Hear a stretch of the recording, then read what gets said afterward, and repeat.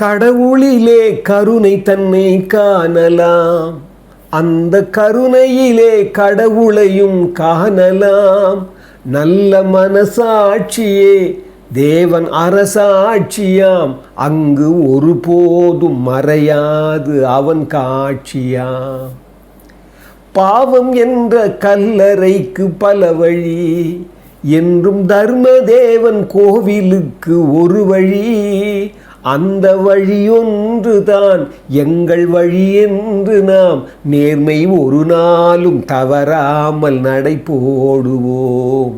ஒன்றே குலம் என்று பாடுவோம், ஒருவனே தேவன் என்று போற்றுவோம். அன்னை இதயமாக அன்பு வடிவமாக வந்து வழி காட்ட வேண்டும் என்று வணங்குவோம். அற்புதமானவர்களே, எல்லோரையும் வணங்குகிறேன். இந்த ஒரு அற்புதமான இந்த வாழ்க்கை திறவுகளுடைய 125வது பகுதிக்கு வந்திருக்கிறோம். இந்த வாழ்க்கையினுடைய கூறுகளில் நம்ம முக்கியமான இந்த அன்பை பற்றி கடந்த சில பதிவுகளாக அதை பற்றியே பேசிக்கிட்டு வரோம். நான் இப்போ ஏற்கனவே பாடின மாதிரி திரு புரட்சித் தலைவர் எம்ஜிஆருடைய பாட்டில் திரு புலவர் புலமைப்பித்தன் எழுதின பாட்டு அது சொல்கிறார் பாருங்கள். கடவுளிலே கருணை தன்னை காணலாம், அந்த கருணையிலே கடவுளையும் காணலாம். எவ்வளோ அழகு பாருங்கள். நீங்கள் கருணையாக இருந்தால் கடவுள் அதுதான். நீங்கள் கடவுள்னு நினச்சிங்கன்னா கருணைக்கு போய் தான் ஆகணும், வேறு வழி இல்லை. ஏன்னா இந்த கருணைக்கு வேறு பேர் தான் கடவுள். கடவுளுங்கிறது தனியாக இல்லை, அது முதல்ல நம்ம புரிஞ்சுக்கணும். அதனால தான் நல்ல மனசாட்சியே தேவன் அரசாட்சியாம்னார். அப்போ என்ன அர்த்தம்னா, இந்த கருணை உள்ளம் இருக்கிறவனுக்கு தான் அந்த மனசாட்சியை பற்றியே புரியும். அங்கு ஒருபோதும் மறையாது அவன் காட்சியாம். ரொம்ப 4 வரியில் ஒரு கருணைங்கிற ஒரு தீபத்தை ஏற்றிட்டார் புலவர் புலமைப்பித்தன். அது பாருங்கள், அன்பினுடைய உச்சம் தான் கருணை. அன்புங்கிறது நீங்கள் கொடுக்கறது, நீங்கள் வெளிப்படுத்துறது. ஆனால் கருணை நீங்கள் வெளிப்படுத்தவே தேவையில்லை, அது தானாகவே அந்த கருணை எல்லாருக்கும் போயிடும். அந்த அந்த அன்பினுடைய உச்சம் தான், அந்த அன்பினுடைய ஒரு மலர்ச்சி தான் கருணை. அதை நம்ம புரிஞ்சுக்கணும். அதனால தான் வள்ளலார் பெருமான் சொல்லுவார், எங்கே கருணை இயற்கையில் உள்ளதோ அங்கே விளங்கும் அருட்பெரும் ஜோதி. ரொம்ப அற்புதமான வார்த்தை அது, அற்புதமான அகவல் அது. சொல்லுவார், எங்கே கருணை இயற்கையில் உள்ளதோன்னுவார். என்ன அர்த்தம் அப்படின்னா, இயற்கையிலேயே உங்களுக்கு கருணை இருக்கிறது, அந்த அந்த அது அந்த அந்த விஷயம் வந்து உங்களுக்கு புரியல. ஏன்னா அது நம்முடைய மனிதனுடைய பாவமே என்னென்னா, ஒரு மூல பாவமே என்ன அப்படின்னா, அவன் கருணையோடு தான் இருக்கணும், அவன் கருணையோடு தான் இருக்கிறான். நம்மக்கிட்ட என்ன பிரச்சனைன்னா, சுயநலம்ங்கிற தூசி இந்த அற்புதமான கருணைங்கிற கண்ணாடியை மூடிட்டு இருக்குது. இந்த சுயநலம்ங்கிறத அந்த தூசி எடுத்துட்டிங்கன்னா தான் உங்களுக்கு வந்து அது புரியும். ஏன்னா மனிதன் தனிப்பட்டவனாகவே இல்லை, அதை முதல்ல நம்ம புரிஞ்சுக்கணும். நான் திருப்பி அதை தான், தனி மனிதனே கிடையாது உலகத்தில், தனி ஜீவனே கிடையாது. எல்லாமே ஒன்றை ஒன்று சார்ந்து தான் வாழ்ந்துக்குது. அதனால தான் மகாகவி சொன்னார், ஒன்றுபட்டால் உண்டு வாழ்வே, நம்மின் ஒற்றுமை நீங்கின் அனைவருக்கும் தாழ்வினார். இதை வந்து நீங்கள் வெறும் சேர்ந்து வாழ்கிற வாழ்க்கைக்கு மட்டும் அவர் சொல்லலை.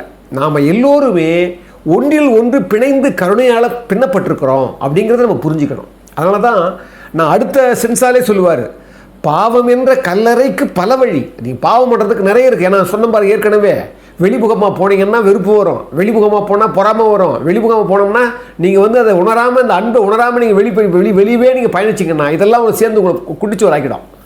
அதனால தான் என்றும் தர்மதேவன் கோவிலுக்கு ஒரு வழினார். அந்த ஒரு வழி என்ன, அன்பின் வழி, அந்த அன்பினுடைய மூலமான வழி. அதுதான் உள்முகமான. நீங்கள் உங்களே சிந்திக்கணும், உங்களை பற்றி யோசிக்கணும். இதுதான் நான் திருப்பி சொல்கிறேன். ஏன்னா மனிதனுடைய 3 நிலை என்ன அப்படின்னா, முதல் நிலை உங்களை நீங்கள் யாருன்னு யோசிக்கணும், நம்ம யாருன்னு யோசிக்கணும். நாம் மனிதனாக பிறந்திருக்கிறோம், இந்த மனிதனுடைய பிறந்திருக்கிறது என்ன மாதிரி விஷயங்களை நம்ம பிறந்திருக்கிறோம், என்ன மாதிரி கூறுகளில் நாம் பிறந்திருக்கிறோம், என்ன மாதிரி நிலையில், என்ன மாதிரி சூழலில், என்ன மாதிரி வந்து ஒரு தத்துவத்தில் நாம் வந்திருக்கிறோம் அப்படின்னு நம்ம பற்றியே நாம் யோசிக்கத்தான் நம்மளே நாம் நேசிக்க ஆரம்பிப்போம். அப்படி யோசிச்சு தான் நம்மளே நம்ம நேசிக்க ஆரம்பித்தாதான், நீங்கள் நேசிக்க என்ன பண்ணுறோம், நம்ம நேசிக்க மற்றவங்களை நம்ம வந்து நேசிக்க ஆரம்பிக்கிறோம். அப்போ என்ன ஆகுது, நீங்களும் மற்றவங்களும் ஒன்று தான், வேறு கிடையாது, மாறுபாடு கிடையாது, வேறுபாடு கிடையாது. அப்போ என்ன ஆகிடுறோம், அப்போ நீங்கள் இயல்பாகவே உங்கள் தன் ஊக்கமாகவே நம்மளுடைய அன்பு வந்து கருணையாக மாறி போகுது. இதுதான் நம்ம முக்கியமாக புரிஞ்சிக்க வேண்டியது. அதனால தான் பல வகையில் பல பதிவுகளில் நான் இந்த அன்பின் மையத்தை பற்றி நான் திருப்பி சொல்கிறேன். இப்போ பாருங்கள், உலகத்தினுடைய அன்பின் மையம் எப்படி இருந்து பாருங்கள், வேடிக்கையாக இருக்கும் உங்களுக்கு. மணிப்பூரில் பத்தி எரியுது, அங்கே இருக்கிற மக்கள்லாம் பாருங்கள், ஒரு சாதாரண பிரச்சனையே இல்லாமல் இருந்தாங்க. அவங்க அப்பப்போ பிரச்சனை வரும், ஆனாலும் அப்படியே ஓடிட்டே இருந்தது. ஒரு ஹைகோர்ட்டில் என்ன பண்ணாங்க, அந்த மைத்தேயின்னு சொல்கிற அந்த பெரும்பான்மையாக இருக்காங்க பாருங்க, அங்கே அவங்களுக்கு வந்து இடஒதுக்கீடு கொடுக்கணும் அப்படின்னு சொன்ன உடனே என்ன போச்சுன்னா, குக்கின்றவங்க சிறுபான்மையாக இருக்கிறாங்க. அவங்க என்ன பண்ணிட்டாங்க, ஏற்கனவே அவங்க ஆட்சி பண்ணிட்டுக்கிறாங்க, ஏற்கனவே வல்லமையாக இருக்கிறாங்க, அப்போ நாங்கள் ஏன் பண்ணணும், நாங்கள் எப்படி விட்டு கொடுக்க முடியும்னு சொல்லி அது ஒரு பிரச்சனையை எழுப்பி என்ன போச்சு, ஒரு சாதாரண தீர்ப்பு பாருங்கள் அங்கே இன்னும் எரிஞ்சிட்டு இருக்குது. ஏன் நான் சொல்ல வரேன்னா, அங்கே நீதிமான்கள் எல்லாம் இதெல்லாம் யோசிக்கணும், விளைவுகளை யோசிக்கணும். இந்த இப்போ பாருங்கள், இப்போ ஒரு 3 நாளைக்கு ஒரு வாரத்துக்கு முன்னால் வங்காளதேசத்தில் பற்றி எரியுது. என்ன காரணம், 1971 அந்த கிழக்கு வங்காள போர் பற்றி நீங்கள் கேள்விப்பட்டிருப்பீங்க. அப்போ அந்த அதில் வந்து இராணுவ வீரர்களெல்லாம் வந்து நிறைய பேர் மடிஞ்சாங்க. அந்த சுதந்திர வீரர்களுக்கெல்லாம் அவங்களுடைய இடஒதுக்கீடாக என்ன பண்ணாங்க, ஒரு 30% கொடுத்துருந்தாங்க, 30% கொடுத்துருந்தாங்க. அதை 2018 சுப்ரீம் கோர்ட் நீக்கிடுச்சு. ஏன்னா தளத்துக்கு மாறி போச்சு, நிறைய அதில் வந்து முறைகேடு நடக்குதுன்னு சொல்லி இது அமைதியாக இருந்தது. திடீர்னு போன வாரம் என்ன பண்ணாங்க, அந்த 30% இடஒதுக்கீடு மறுபடியும் கொண்டு வந்தாங்க. சுப்ரீம் கோர்ட் சொல்லிச்சு பாருங்கள் கொடுக்குறேன்னு. உடனே பற்றி எரியுது, கிட்டத்தட்ட 200 பேர் இறந்துட்டாங்க. நம்ம நாட்டை இந்தியா சேர்ந்த மாணவர்களே வந்து கிட்டத்தட்ட நேற்று வரைக்கும் 4000 பேர் உயிர் பழைச்சா போதும்னு திரும்பி வராங்க பாருங்கள். அந்த சுப்ரீம் கோர்ட்டு கொஞ்சம் அந்த விளைவுகளை யோசிச்சு கொடுத்துருந்தா இன்றைக்கி அந்த விளைவுகள் வந்திருக்காது. இப்போ என்னென்னா, நாமளே இங்கேயும் பாருங்கள், இதோ இப்போ பாருங்கள் கர்நாடகாவில் அங்கே அந்த ஆளுங்கிற அந்த கட்சி என்ன பண்ணுது, காங்கிரஸ் கட்சி என்ன பண்ணுறாங்க, ஒரு அமைச்சரவை குழு அவங்க வந்து கேபினெட்டில் என்ன சொல்கிறாங்க, நீங்கள் வந்து தனியார் நிறுவனங்களுக்கெல்லாம் 100% வந்து 100% கன்னடர்களை வந்து வேலைக்கு அமர்த்தணும். அதாவது மேலே இருக்கிற மேலாளர்களுடைய வேலைகள்லாம் 50%, நடுவில் இருக்கிற அந்த இடைநிலையில் இருக்கிறவங்களுக்கு ஒரு 75%, கடைநிலையாக இருக்கிறாங்க பாருங்கள் சி கிளாஸ், அவங்களுக்கு வந்து ஒரு 100% கன்னடர்கள் தான் பண்ணணும்னு சொல்லி அவங்க வந்து ஒரு மசோதாவை தாக்கல் பண்ணி நல்ல வேலை கடைசி நிறுத்தி வச்சுட்டாங்க. ஏன்னா நிறைய எதிர்ப்பு மட்டும் இல்லை, பாருங்கள் எவ்வளோ குறுக்கிட்டோம் பாருங்கள். இப்போ நம்ம நாட்டை எடுத்துக்கங்க, 140 கோடி மக்களுக்கு மேலே நம்ம இருக்கிறோம். ஆனால் கிட்டத்தட்ட 37%, அதாவது என்ன சொல்கிறாங்கன்னா 52% மக்கள் வந்து என்ன பண்ணுறாங்க, மாநிலம் விட்டு மாநிலம் புலம்பெயர்ந்து தான் வாழ்ந்துட்டு இருக்கிறாங்க. நல்லா கவனிங்க, 140 கோடி பேரில் 52 கோடி பேர் மாநிலம் விட்டு மாநிலம் புலம்பெயர்ந்து இருக்கிறாங்க. இங்கே எப்படி வந்து ஒரு கர்நாடகாவில் வந்து மற்ற மாநிலங்கள் சேர்ந்து வாழ்ந்துங்கிறாங்க, அதே மாதிரி அங்கே இருக்கிறவங்களும் நிறைய இடத்துல வாழ்ந்துதான் இருக்கிறாங்க. அப்போ எவ்வளோ மனிதன் குறுகி விட்டான்னு பாருங்கள். அதை தானே சொல்ல வரேன். ஏன் அவன் குறுகிட்டான் அப்படின்னா, இன்றைக்கி நான் உலகத்திலே பார்த்தீங்கன்னா 80% மக்கள் வந்து நம்ம மக்களாட்சிக்கு வந்துட்டாங்க. அதாவது 80% கிட்டத்தட்ட 120 நாடுகள் வந்து மக்களாட்சியை பின்பற்றுது. ஆனால் என்ன பிரயோஜனம், நாம் மக்களாட்சின்னு சொல்கிறோமே தவிர மக்களுடைய மனோபாவத்தை வந்து நம்ம புரிஞ்சவங்களா இல்லை. மக்கள் வாழணும்னு நம்மளோட அரசியல் முறை இல்லை, மக்கள் வாழணும்னு ஒரு பொருளாதாரம் இல்லை, மக்கள் வாழணும்னு ஒரு கலாச்சாரம் இல்லை, மக்கள் மேலே எந்த ஒரு அன்புமே இல்லாமல் பாருங்கள். இன்றைக்கும் காசாவில் 39,000 பேர் இது வரைக்கும் இறந்துருக்கிறாங்க. காசாவில் பாலஸ்தீன மக்கள் பார்த்தீங்கன்னா 1,00,000 பேருக்கு மேலே அங்கே வந்து காயப்பட்டிருக்கிறாங்க. நிறைய அகதிகளாக மாறிக்கிறாங்க. குழந்தைகள் பெண்கள் மடிக்கிறாங்க. இதோ உக்ரைன் போரும் ரஷ்யாவும் உக்ரைன் போரும் பார்த்து 2 வருஷத்துக்கு மேலே நடந்துட்டு தான் இருக்குது. இதை வந்து நம்ம சொல்லிட்டு தான் இருக்கிறோம், அவங்க நடந்துட்டு தான் இருக்கிறது. ரொம்ப சகஜமாகி போச்சு. சூடான ஏற்கனவே சொல்லிக்கிறேன், எவ்வளோ அந்த நாட்டில் எத்தனை அகதிகளெல்லாம் சாகுறாங்க. அப்போ என்னென்னா, நான் எதுக்கு இதெல்லாம் இங்கே கொண்டு வரேன் அப்படின்னா, மறுபடியும் உள்ளத்திலே அன்பு இல்லாததால் தான் ஒரு சமூகம் ஒரு என்ன போச்சு, ஒரு வெறும் மூளையாலே வாழுது. ஒரு வெறும் மூளையால் தலையால் தான் வாழுது. அது இதயமே இல்லாமல் போயிடுச்சு. ஏன்னா இன்னைக்கு தனி மனிதனும் இதயம் இருந்தால் தான் அந்த குடும்பத்துக்கு அந்த இதயம் இருக்கும். இன்றைக்கி குடும்பத்துலேயும் அந்த இதயம் இல்லை, விட்டு கொடுக்க மாட்டேன்றாங்க. ஒரு அண்ணனுக்கும் தம்பிக்குள்ளும், அம்மாவுக்கும் பிள்ளைக்குள்ளும், அப்பாவுக்கும் மகனும் எத்தனை பார்க்குறோம் இல்லை.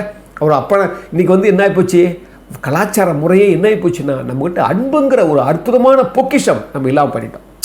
இதுதான் நான் திருப்பி சொல்கிறேன். அந்த வாழ்க்கை திறவுகோல்ல நீங்கள் அன்பின் மையமாக மாறுவதற்கு உங்களையே நீங்கள் யோசிக்க வேண்டும். உங்களிடமே நீங்கள் அதை ஆரம்பிக்க வேண்டும். நம்மிடமே நாம் நேசிக்க கற்றுக்கொள்ள வேண்டும். இப்படி ஆரம்பிக்கும் போது என்ன ஆகும் பாருங்களேன். இப்போ உதாரணத்துக்கு தான் எம்ஜிஆர் பட்ட சொன்னேன். திரு எம்ஜிஆர் அவர்களுடைய வாழ்வியல் பார்த்தீங்கன்னா, நீங்கள் அவர் சிஎம்மாக இருக்கிறார். சிஎம்மாக இருக்கும்போது இங்கே கோட்டைக்கு போகும்போதெல்லாம் என்ன பண்ணுவாராம், பின்னாலேயே ராஜமன்னாரும் ஒருத்தர், இதை நிறைய கேள்விப்பட்டிருப்பீங்க, சொல்கிறேன் அந்த விஷயம் மட்டும் சொல்கிறேன். ராஜமன்னாரும் ஒருத்தர் ஒரு ஹைகோர்ட்டில் இருக்கிறார், அவர் பணியில் இருக்கிறார். அவர் என்ன பண்ணுவாராம், எம்ஜிஆர் போன கொஞ்ச நேரத்தில் பின்னாலே போவாராம், டிராஃபிக் இருக்காதுன்னு சொல்லி. அப்போ அவர் கவனிப்பாராம் அந்த ராஜமன்னான்றவர். பார்த்தீங்கன்னா அங்கே அந்த கோட்டைக்கு போகிறதுக்கு முன்னால் அந்த ரோட்லேயே ஒரு பிச்சைக்காரராக இருப்பாராம். அவர் எழுந்து என்ன பண்ணுவாராம், எம்ஜிஆர் போகிற காரை பார்த்து கும்பிடுவாராம். இந்த ராஜமன்னார் கவனிச்சிருக்கிறாரு. ஒரு நாள் என்ன பண்ணியிருக்காரு, அவர் போன உடனே, ஏன்பா அவர் வந்து எம்ஜிஆர் அவர் சிஎம் ஆகி அவருக்கு காரில் வந்து கதவு அந்த கண்ணாடி ஏற்றிட்டுப்பார். அவர் வந்து கருப்பு கண்ணாடி, நீ கும்பிட்றது தெரிய போகிறதில்ல, நீ என்ன இப்படி கும்பிட்டுட்டு இருக்கிறீங்க, நீ கும்பிட்றது அவர் தெரியவா போகுது அப்படின்னு சொன்னாராம். யார் ராஜமன்னர் கேட்டாராம். அதுக்கு அவர் சொன்னாராம், சாமியை போய் கும்பிடுறோம், சாமியில் திருப்பியா கும்பிடுது, அவர் போகிறாரு, நான் அவர் சாமிமா நான் நினைக்கிறேன், நான் கும்பிடுறேன் அப்படின்னாராம். அவர் ஷாக் ஆகிட்டாராம் அவர் ராஜமன்னர். இப்படியே பார்த்துருந்தவர் ஒரு நாள் பார்த்தீங்கன்னா சிஎம்முடைய கார், எம்ஜிஆருடைய கார் போனது நிற்குதான். கண்ணாடி இறக்கிட்டு கீழே கூப்பிட்டாராம். கூப்பிட்டு அவர் கையில் ஒரு கட்டு பணத்தை கொடுத்துட்டு, இனிமேல் நீ பிச்சிடக்கூடாது, நீ வந்து உடனே வந்து நீ ஒரு பெட்டி கடை வச்சு நீ வந்து நீ வாழணும்னு சொல்லிட்டு கொடுத்துட்டு போயிட்டாரு அப்படிங்கிற செய்தியை படிச்சிருப்போம். பாருங்கள், சிறுமைப்பட்டவன் மேல் சிந்தை உள்ளவன் பாக்கியவான் அப்படின்வாங்க. இங்கே பாருங்கள், இந்த இந்த இந்த செய்தி நான் உங்களுக்கு ஏன் சொல்கிறேன்னா, அந்த அன்பினுடைய மையம் உங்களுக்கு ஓப்பன் ஆனால் தான் எவ்வளோ பெரிய ஒரு சிஎம்மாக இருந்தால் கூட அவர் எவ்வளோ அளவில் இருக்கும், எப்போ எவ்வளோ கவனிக்கிறார். நான் ஏற்கனவே சொன்னேன்ல, ஒரு காரில் உட்காந்துருக்கும் போது 2 பசங்க பேசுன கூட அவர் வந்து கவனிச்சார் சொன்னார்ல, அது மாதிரி கவனிச்சுட்டு பாருங்கள். ஏன்னா இப்போ பாருங்களேன், இது வந்து அவருடைய வாழ்வில் நடந்தது. இப்போ சமீபத்தில் ஒரு 2 விஷயம் என்ன ரொம்ப பாதிச்சது. நம்ம தமிழ் மாநிலத்தினுடைய சுகாதாரத்துறை அமைச்சர் திரு மா சுப்பிரமணியம் அவர்கள், அவர் பாருங்கள், அவர் ஒரு 22ஆம் தேதி நினைக்கிறேன், அவர் என்ன செஞ்சுருக்கிறாரு, கிண்டியில் தான் அவர் எப்போவுமே நடைபயிற்சி போவாராம்.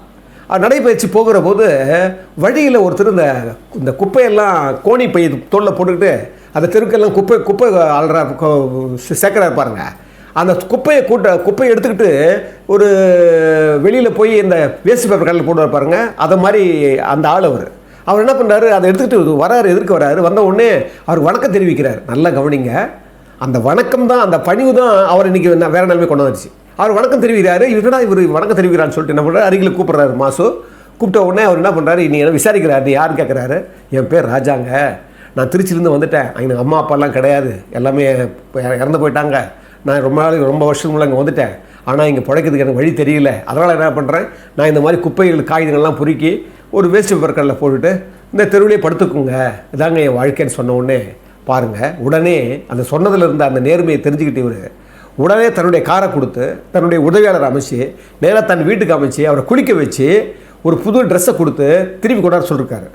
கொண்டாந்த உடனே என்ன பண்ணியிருக்கிறாரு, நேராக கிண்டி கலைஞர் பல்நோக்கு மருத்துவமனைக்கு அவர் அமைச்சு, யார் அந்த ராஜாவை அமைச்சு அங்கே அவரை செக் பண்ண வச்சு, அப்புறம் டாக்டர்லாம் செக் பண்ணியிருக்காங்க. செக் பண்ணும்போது கொஞ்சம் லேசாக மஞ்சள் காமால் வந்து ஒரு அட்டாக் இருக்குது அவருக்கு, அது சரி பண்ணி விடலான்னு சொல்லியிருக்காங்க. உடனே அவர் என்ன பண்ணியிருக்கிறாரு, சுகாதாரத்துறை அமைச்சர் என்ன பண்ணியிருக்காரு, உடனே பாருங்கள் அந்த ராஜாவுக்கு அவர் தற்காலிக ஒரு பணியை நியமித்து ஒரு மாதம் 12,000 ரூபான்னு சொல்லி ஒரு சம்பளம் கொடுக்குறேன்னு சொல்லி அவர் அங்கேயே ஒரு வேலையை கொடுத்து அவர் நியமிக்கிறார். இதைத்தான் நான் வந்து வாழ்க்கையில் வந்து ஒரு கருணையான பார்வை, ஒரு அருட்பார்வைன்னு சொல்லுவேன். என்ன காரணம்னா, அருளுடைமையை சொல்லுவார் ஐயா, முதல் குறளே சொல்லுவார், அருட்செல்வம் செல்வத்துள் செல்வம், பொருட்செல்வம் பூரியார் கண்ணும் உள்ள அப்படின்வார். அதாவது ஒரு தீவங்கிட்ட கூட பொருள் இருக்குது, ஆனால் அருள் யார்கிட்ட இருக்குன்னு தெரியுமா, நல்லவங்க கிட்ட தான் இருக்கும். அதனால தான் நான் திருப்பி என்ன சொல்கிறேன், இந்த அன்பினுடைய மையத்தை நீங்கள் புரிந்து கொண்டால்தான் இந்த கருணையினுடைய வடிவம் உங்களுக்கு புரியும். இப்போ உதாரணத்துக்கு கண்ணோட்டம்னு ஒரு அதிகாரம் வைப்பார். ஒரு 55வது அதிகாரம் செங்கோன்மை, 56வது அதிகாரம் வந்து கொடுங்கோன்மை, 57வது அதிகாரம் வெறுவந்த செய்யாமை, அதாவது தீமையை செய்யாமல் இருக்கணுன்றது அந்த 3 அதிகாரமும் ஒரு மன்னனுடைய முக்கியமான ஒரு மன்னர் ஆட்சியினுடைய தத்துவத்தை சொல்லுவார். அதுக்கு அடுத்த தலைப்பு தான் வந்து கண்ணோட்டம்னா ஒரு கருணை உள்ள ஒரு அருள் மனசு, அதுதான் அது கண்ணோட்டம்ங்கிறது, ஒரு கருணை தான் அது கண்ணோட்டத்தினுடைய கூறு. அதுலேயும் அதில் தான் சொல்லுவார், கண்ணோட்டத்தினுடைய முதல் குறளையே, கண்ணோட்டம் என்னும் கழிபெரும் காரிகை உண்மையாம் ஊண்டி உலகு அப்படின்னுவார். அதாவது ஒரு அற்புதமான ஒரு அழகு தேவதையாக இருக்கிற அந்த கருணை இருக்கிறதால தான் இந்த உலகம் இன்னும் இருக்கிறது அப்படின்னு அவர் சொல்லுவார். அதுக்கு எடுத்துக்காட்டு தான் நான் இப்போ சொல்கிற அந்த உதாரணங்கள் எல்லாம். இது பாருங்கள், இதிலேயே திரு எம்ஜிஆர் அவர்கள் பாருங்கள், ஒரு தடவை விழுப்புரம் சிஎம்மாக இருக்கிறாரு, ஒரு விழுப்புரம் தாண்டி போயிட்டுருக்கிறார், காரை தான் போவாராம், பயணிப்பாராம். திடீர்னு ஒரு ரயில்வே கிராஸுக்கு தாண்டி போன உடனே தன்னோட டிரைவரை நிறுத்த சொல்லி என்ன பண்ணாராம் எம்ஜிஆர், அப்படியே அந்த அவர்கிட்ட என்ன 200 ரூபா அந்த காலத்துலேயே, அதான் 1981 என்னமோ நினைக்கிறேன், 81 அது 80க்கு முன்னாடி தெரியல. அப்போது என்ன பண்ணாராம், 200 ரூபா பணத்தை கொடுத்து என்ன பண்ணாராம், அங்கே கொஞ்சம் தள்ளி ஒரு 200 அடி தள்ளி நிறுத்திட்டு, நீ போய் என்ன பண்ணுற, அங்கே ஒரு பாட்டி வந்து இந்த போண்டா பஜ்ஜி எல்லாம் போடும், நீ என்ன பண்ணுற, ஒரு ஒரு 6 போண்டா பஜ்ஜி ஏதாவது இருந்துருந்தால் வாங்கிக்கின்னு இந்த 200 ரூபாயை கையில் கொடுக்காத, இதை போட்டு வந்துடு, அது பக்கத்தில் வச்சுட்டு வந்துடு நீ உடனே அப்படின்னு ஒன்றுமே சொல்லலையா டிரைவர். அது மாதிரி என்ன பண்ணாராம், அந்த வாங்கிக்கிட்டு அந்த 200 ரூபா அந்த கிழவி அந்த பாட்டிக்கிட்ட வந்து சொல்லாமல் இந்த 200 ரூபான்னு சொல்லி வச்சுட்டு அப்படி போயிட்டாராம். போயிட்டு நேரம் வந்த உடனே இப்போ டிரைவர் கொடுத்துருக்காரு. கொடுத்த உடனே இப்போ கேட்டிருக்காரு, யார் டிரைவர் கேட்டிருக்காரு, ஏன் நீங்கள் வந்து அப்படி வச்சுட்டு சொன்னீங்க அப்படின்னு சொல்லும்போது அவர் சொன்னாராம், இப்போ நீங்கள் போய் கொடுத்துட்டு நீங்கள் கொடுத்தா அதுக்கு அந்த அம்மா வாங்காது. ஒருவேளை வாங்கினா கூட எதுக்கு நீ எனக்கு கொடுக்குறேன்னு கேட்கும். அப்போ நம்மளை நீ நான் தான் நீ சொல்ல வேண்டியிருக்கும். இதெல்லாம் பிரச்சனை இருக்கும் இல்லையா. அது மட்டும் இல்லை, அவங்க வாங்காமல் போயிட்டாங்கன்னா நல்லா இருக்காது. அதனால தான் நீங்கள் வச்சுட்டு கொடுத்துட்டு வாங்க அப்படின்னு சொன்ன உடனே இப்போ என்ன பண்ணாராம், டிரைவர் பேசிட்டே வண்டி ஓட்டினாராம். அப்போ சொன்னாராம், இது மாதிரி இவங்க மட்டும் இல்லையா, இவங்க மாதிரி இன்னும் நிறைய பேர் இருக்கிறாங்க, இந்த மாதிரி வயசானவங்க, இந்த வயசுலேயும் வந்து அவங்க வந்து போடுறாங்கன்னு எம்ஜிஆர் வருத்தப்பட்டாராம். இந்த வயசுலேயும் பாரு அவங்க வந்து வேலை செஞ்சுக்கிட்டு பிழைக்கிறாங்கன்னு ஒன்று, இந்த மாதிரி பரவாயில்ல முடிஞ்சவங்க பிழைக்கிறாங்க, முடியாதவங்க எவ்வளோ பேர் இருக்கிறாங்கய்யா அப்படின்னு அந்த டிரைவர் சொன்னாராம். உடனே அப்போ தான் அவர் எம்ஜிஆர் தோணுச்சான், அப்போ இந்த மாதிரி முடியாதவங்களாம் நிறைய பேர் இருப்பாங்க, அவங்களுக்கெல்லாம் ஒரு முதியோருடைய உதவித்தொகை கொடுக்குறோன்னு சொல்லிட்டு முதல்ல 200 ரூபா அவர் தான் அந்த 200 ரூபா முதல்ல கொடுத்தாராம் அந்த 1980க்கு முன்னால். பாருங்கள், இதுதான் நான் கருணைன்னு சொல்ல வரேன். இந்த கருணை இது எப்போ உங்களுக்கு வரும் அப்படின்னா, அன்பினுடைய மையமாக நாம் இருக்கிற போது தான் இதையெல்லாம் நம்ம இப்போ பேசுகிறோம் இல்லையா, இதையெல்லாம் நம்ம கேட்டு உணர்வு ரீதியாக கொண்டு வரணும் உள்ளுக்குள்ளே. இப்போ பாருங்கள், இதே மாதிரி இப்போ சமீபத்தில் அதே நான் சொல்கிறேன் 2 நாளைக்கு நடந்த கதை, அமெரிக்காவில் இசாக்கியா கிராஸான்னு ஒருத்தர் அவர் வந்து சமூக வலைத்தளத்தில் ஒரு பெரிய அளவுக்கு ரீச் ஆகிட்டார். அவர் பாருங்கள், அந்த இசாக்கியா கிராஸா இப்போ சமீபத்தில் ஒரு பதிவு விட்டுருந்தார் இன்ஸ்டாகிராமில்.